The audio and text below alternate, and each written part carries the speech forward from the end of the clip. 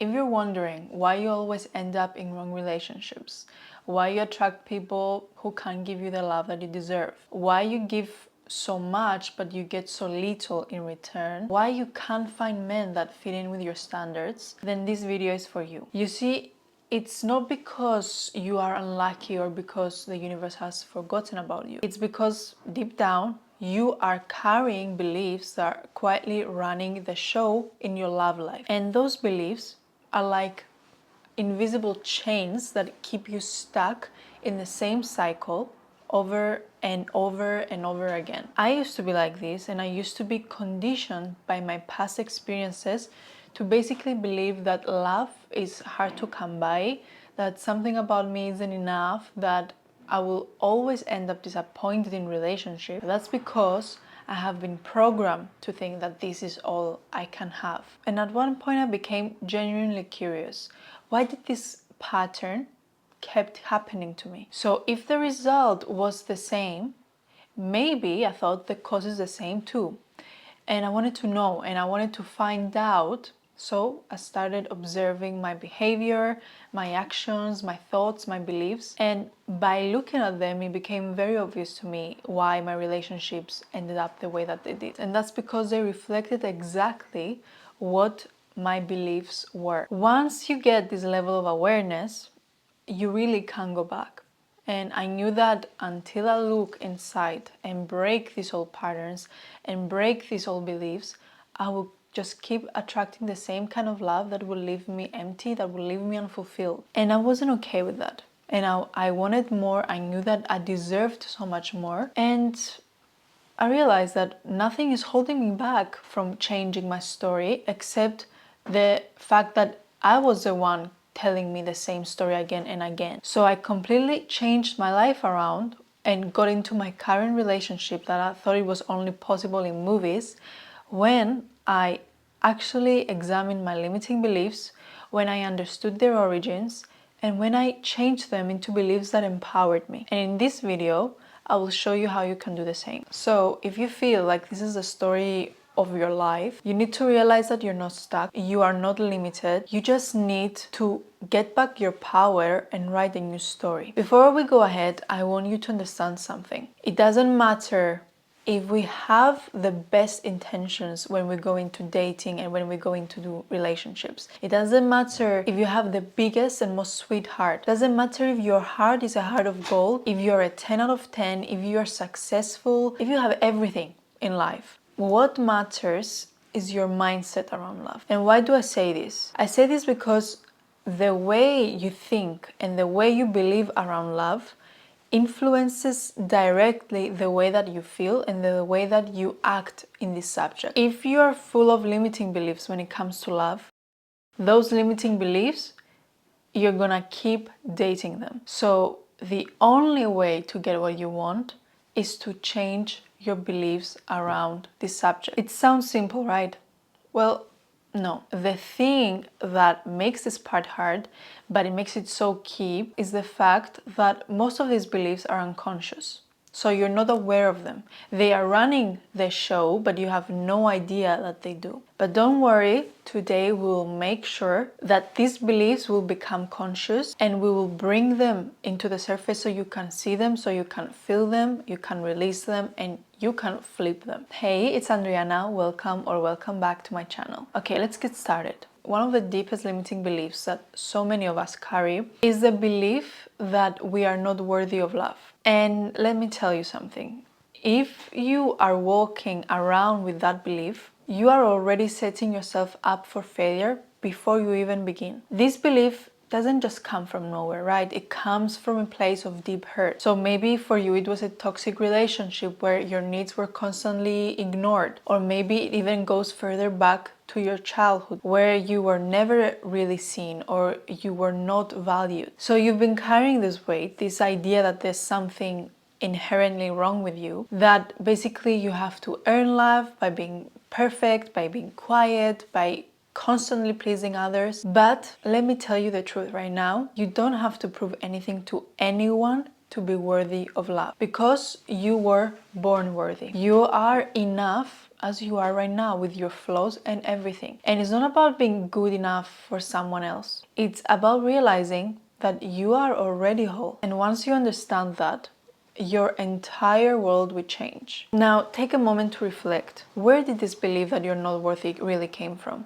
Was it an ex that made you feel small, who chipped away at your self-esteem piece by piece? Or did it come from your upbringing, where love felt that was conditional and that it was based on how well you behaved, how much you achieved, how perfect you could be? The truth is, their inability to love you the way that you deserved says everything about them and absolutely nothing about your worth. And the moment you start seeing this yourself and you seeing how worthy you are and how truly worthy you are, you will stop accepting the bare minimum behavior that you're currently accepting. You will stop settling for crumbs. Love starts with how you love yourself first. And when you truly see yourself as enough, the world around you will start to show you back how worthy you are. People will love you for who you are and not for some version of yourself that you think you need to be. And I had to go through this myself. For so long, I believed that I had to be perfect to deserve love. Why? And I was thinking,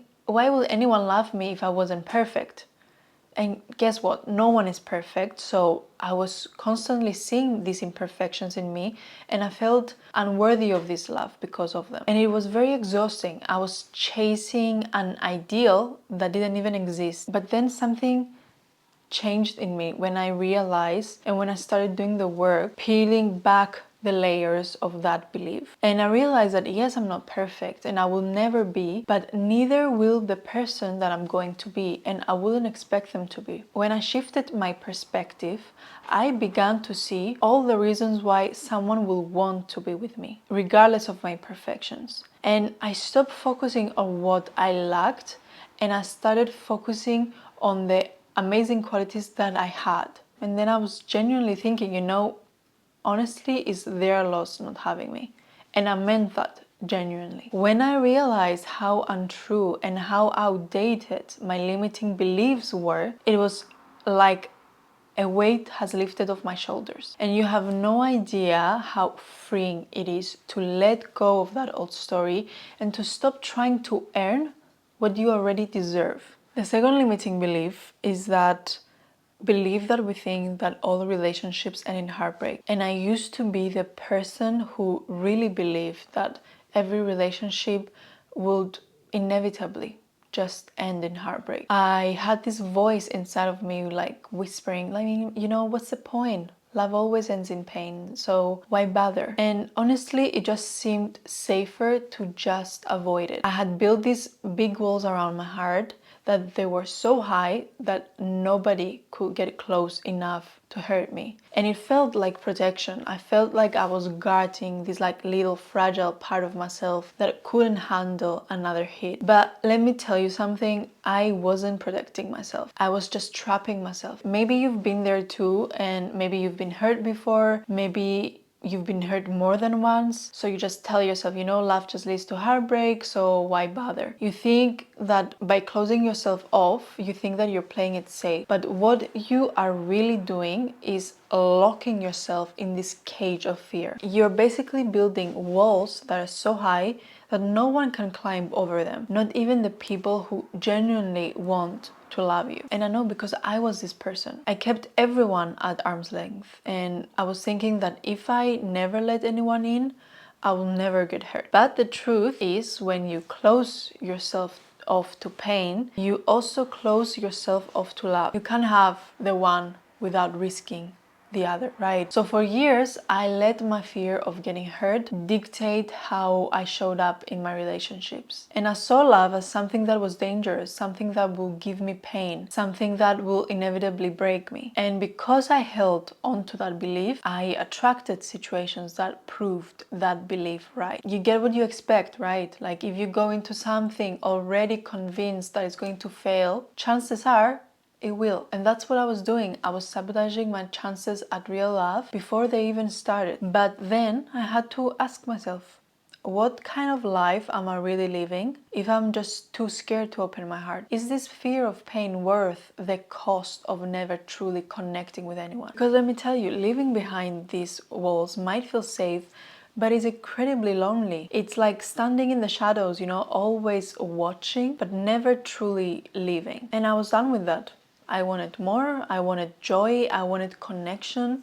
So I had to change the way that I view love and the way that I view heartbreak. The biggest shift came when I realized that love and pain are not opposites. They coexist. So the same way you can't have light without having the shadows, you can't fully experience love when you're not open to the possibility of getting hurt. Said that instead of seeing heartbreak as proof that love was painful, I saw it as a gift.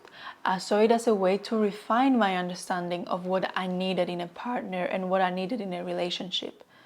I realized that pain wasn't something that I needed to run from.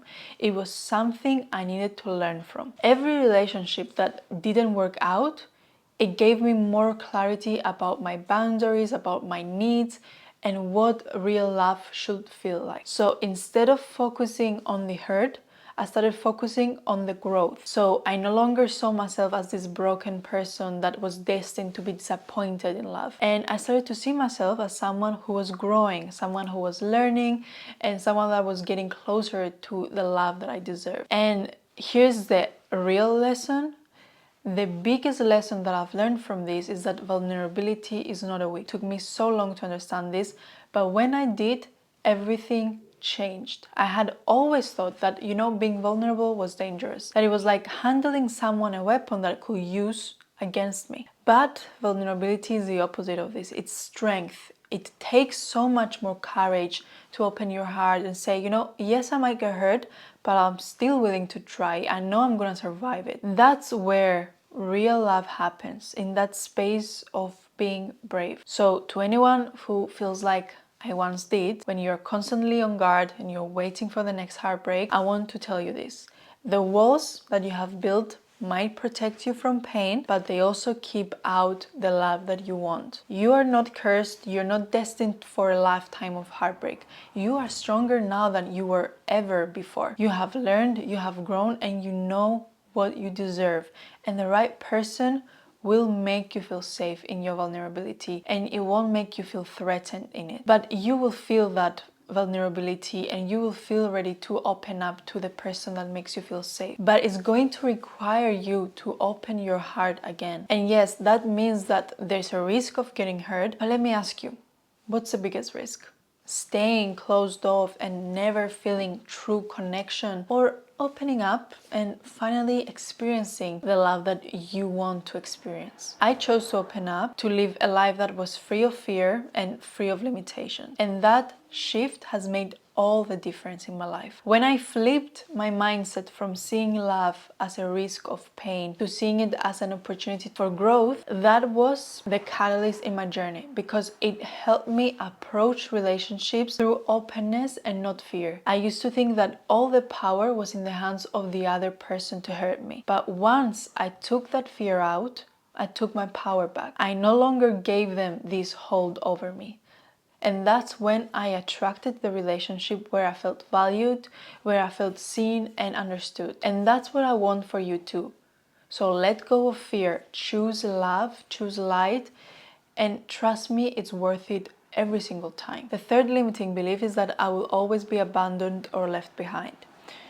Okay, so one of the biggest fears and limiting beliefs that I used to have was about being abandoned. It was people giving up on me because I was afraid that that will mean that I am unlovable. And you need to see where does this stem for you. Whether you have been ghosted, you have been left with no explanation, or someone walked out of your life when you needed them the most, this has left you with an insecure attachment style. Abandonment is a feeling that can really start to shape how you see the whole world. You begin to believe that no matter what, you will always be left behind. But let me ask you this.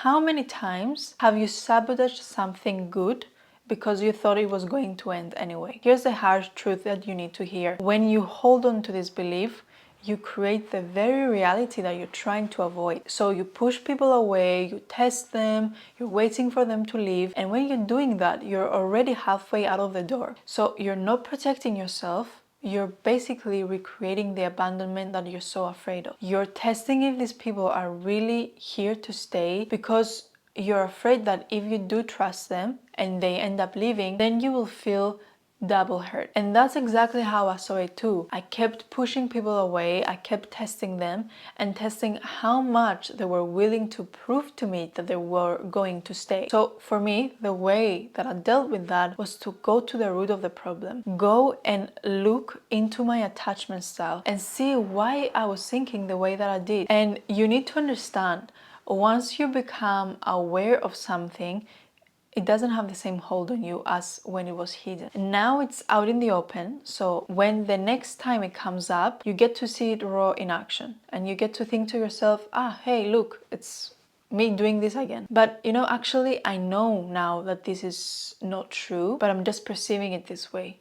So your reaction is immediately different. So that's how I shifted the narrative. I realized that past experiences don't get to dictate my future unless I let them. And the real work starts with you, to build a secure attachment to yourself first. Because when you trust yourself, the fear of being left behind doesn't have the same power on you. You will stop settling for people who treat you like an option, and you will start attracting people who have a secure attachment just like the one that you're building now. So you need to break the cycle, and remember this. Being left behind doesn't mean that you're not worthy of staying. It means that that person just wasn't meant to be in your journey. The people who are meant to be in your life, they will always stay, and they won't need to be chased, they won't need to be tested or anything. They will prove to you from day one that they are going to commit to you no matter what. But firstly, you need to commit to yourself. You need to fully trust yourself that even if someone leaves me, you know what? I will not just survive without them, I will thrive. You need to have that deep security in yourself, because unless you do, you will start attracting people who are gonna mirror back to you this fear of being abandoned, who are gonna keep abandoning you. But when you become genuinely secure in yourself, you're gonna start attracting people who show you that security that you have in yourself, that show you, hey, I also got you and I also want to make you feel secure. Another limiting belief that a lot of people carry on love is that I have to settle or I will be alone. So that's because maybe you've been in relationships that didn't fulfill you, right? So you start convincing yourself like, maybe I'm asking for too much, or if I don't lower my standards, I'm going to end up alone. But let me stop you right there. Settling is not the answer. Settling is betrayal. It's betrayal of the highest kind, because it's not betrayal from others, it's betrayal from yourself. You are telling yourself, I'm not worthy of having what I really want. Who do I think I am to think that I can get what I want? So let me take whatever I can get. But you know deep down that this isn't love. It's fear. It's fear that makes you believe that love is scarce, that there's a limited amount of happiness, and if you don't grab onto what's in front of you, you will be left with nothing. But let me tell you this. The love that you truly want exists. Yeah, it exists. The problem isn't the lack of love. It's the lack of belief in yourself. Settling for less doesn't save you from loneliness. It guarantees a different kind of loneliness. And it's the kind that you're sitting right next to someone and yet you feel so completely unseen. And that emptiness, that hollow feeling, that's your soul screaming at you and asking you, why are you putting me through this? You deserve more, and deep down, I know that you know that. And the truth that no one wants to say is that you don't find real love by shrinking yourself. You don't find love by compromising onto the things that matter most to you. You find real love by standing tall, by refusing to accept anything less than what aligns with yourself and with your desires. And the right person, your person, isn't going to make you question your worth. They're not going to ask you to lower your standards. They're going to meet you at your level with no games, with no fear and no doubts. So stop letting fear run your life. You think that you're protecting yourself by settling, but you're just prolonging your own suffering. Real love, healthy love, doesn't require you to settle. It doesn't ask you to dim your light to make someone else comfortable. Real love, yes, challenges you, but it never diminishes you. The only thing that's standing between you and the love that you deserve is this belief that you have to choose between having a partner or having your standards. You don't. You get to have both. So no, you don't have to settle. and know you won't end up alone. The universe always rewards those who know their worth, those who refuse to compromise on their deepest desires. You want a love that aligns with you? Then stop settling. Your standards are not too high, and what you want isn't unrealistic. The only thing keeping you from it is the belief that it's too much to ask. It's not. Demand what you deserve and watch how the world will move to give it to you. The fifth belief is that I am too difficult or too flawed to be loved. If you have the limiting belief that I'm too difficult or too flawed to be loved, let me guess. You have either been told or you have sensed that you're too much, right? You're too emotional, you're too sensitive, you're too complicated. Someone basically couldn't handle the full depth of you, and now you believe that that's the reason why you're not loved. But here's the reality. The problem isn't that you're too difficult, is that they were too limited. And now you're taking their limitations and you turn them into your truth. You have convinced yourself basically that you're flawed beyond repair and that no one could love someone as complicated as you. But ask yourself, are you really that difficult? Or are the people you're choosing too weak? You need to remember that people can only love to their level of their own self-love. They can only communicate to their own level of self-awareness, and they can only behave to their level of healed trauma. So realize that everyone is complex. Every single person that is walking this earth carries layers. They carry emotions, they carry imperfections. That doesn't make you unlovable. It makes you human. So the idea that you have to be simple, that you have to be easy, you have to be quiet to be loved, is a lie. It's the lie that people tell you when they don't want to rise to your level. But the right person, they won't run from your depth. They will run right into it. They won't flinch at your emotions. They will hold space for them. They won't see your complexity as a problem that needs to be fixed. They will see it as something to be cherished and to be happy for. You see, being too much isn't the issue. It's how you've been made to feel about it. You've been taught that your needs are a burden, that your emotions are too intense, that your personality is hard to handle. But let me ask you this, since when love is supposed to be easy? Real love isn't about finding someone who only wants the convenience parts of you. It's about finding someone who wants all of you. The messy, the passionate, the complicated, the whole damn package. So when you start owning your flaws, you realize that they're not flaws at all. They are just parts of you that certain people couldn't understand. And that's okay. Not everyone is meant to get it. But you know who will? The person who sees your depth and thinks, finally, someone real. Someone with the same depth that I'm looking for. The person who doesn't want a surface level connection, but wants to explore every layer of who you are. So stop telling yourself that being complex makes you unlovable. Complexity is actually what makes you magnetic. It's what makes you you. And the sooner you stop apologizing for your full self, the sooner you will attract someone who doesn't want you any other way. So no, you're not too difficult to be loved. You just need someone that is strong enough to love you completely, with your flaws and everything. And trust me, they're out there, but you won't find them by shrinking or by pretending to be less than what you are. You will find them when you stand in your full power, unapologetically, knowing that your complexity is what makes you rare. So own it and watch how the world starts to mirror that back to you. So these were some limiting beliefs that were more inward focus. Now we'll see some beliefs that are more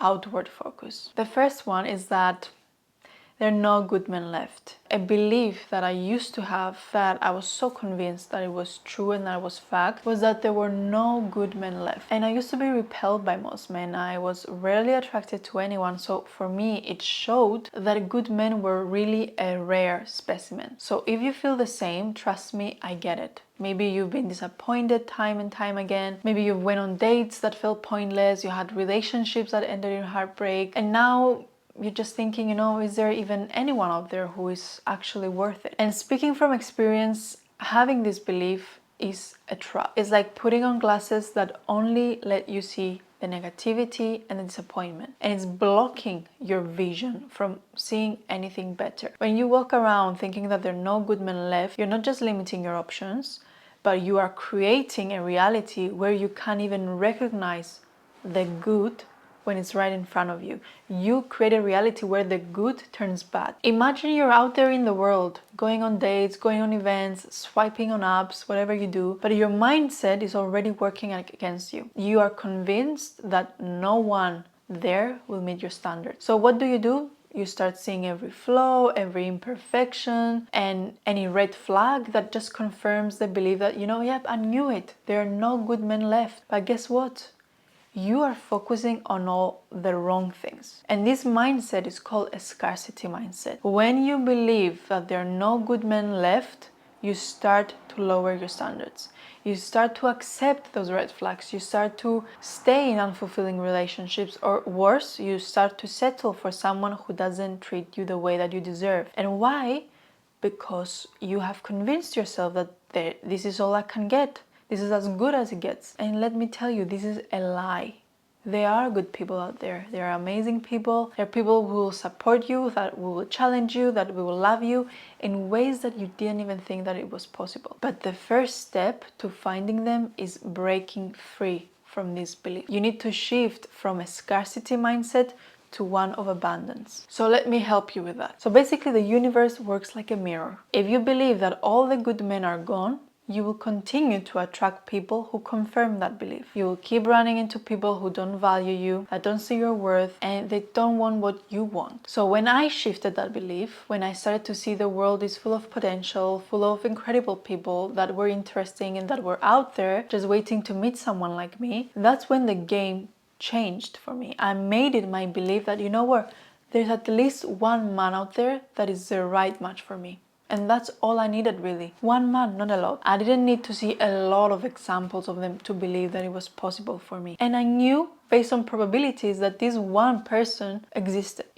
I thought I'm a rare person and I still exist. So that means that there's just another rare person just like me out there. I started reframing my thinking and trusting that the right person will find me. And it sounds simple, but this small shift changed my energy completely. And it opened me up to possibilities that I was not even looking for before. Here's another truth in this that you don't want to hear. I will tell you anyway. If you want to attract the right kind of love, you have to be willing to put yourself out there. You have to stop hiding behind excuses like all the good ones are taken, or thinking that no one will get you. This is the mindset that blocks you from what you deserve. You are shutting yourself off from any potential connections, and trust me, you're better than that. So what did I do to change that? So I decided to show up fully as me. No masks, no pretending to be what I thought someone wanted me to be. I just brought my true authentic self to the table with all my quirks, with all my weird stuff and everything. And guess what?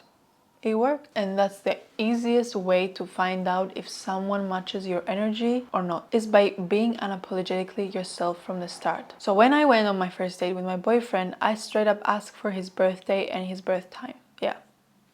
To read his birth chart. I didn't just meet him and tell him, come on, tell me your birth chart. We were into the conversation after some time. My boyfriend, he's a logical, skeptical type, but he was still open enough to listen.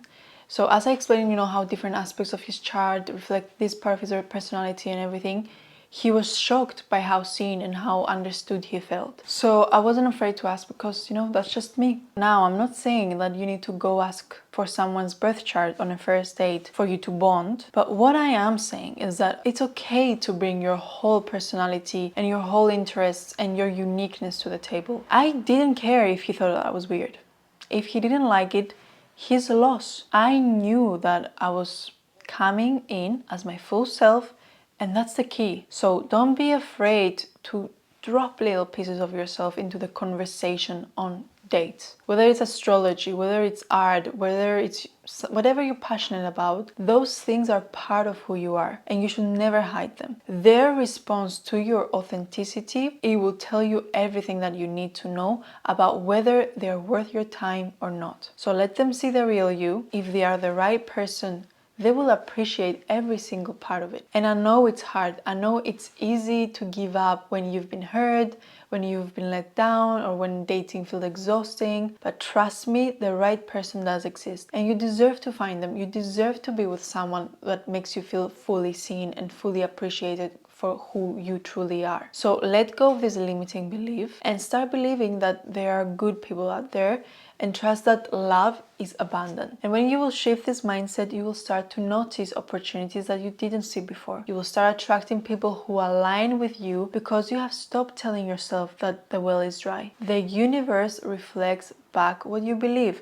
So if you believe in love, if you believe that good people exist, that's what you will find. So keep your standards high, stay open, and watch how the right people begin to enter your life. And remember, you're worthy of the love that you seek. It's not about whether good men are left. It's about whether you are ready to receive that good man that is out there for you. The final limiting belief that I want to speak about today is one that hits home for many of you, myself included. And it's the belief that if I'm independent, I don't need a relationship. And I get it. You know, when you have worked hard to become this strong, independent person that you are today, when you have built a successful career, when you have achieved your goals, when you learn to stand on your own, you're proud of that independence, and you should be. But this belief that independence and relationships can go hand in hand, it's blocking you from having any deeper and more meaningful connections. So let's break this down. So somewhere along the line, you were probably told that being independent meant that you don't need anybody else. That strength was about doing everything on your own. But here's the truth.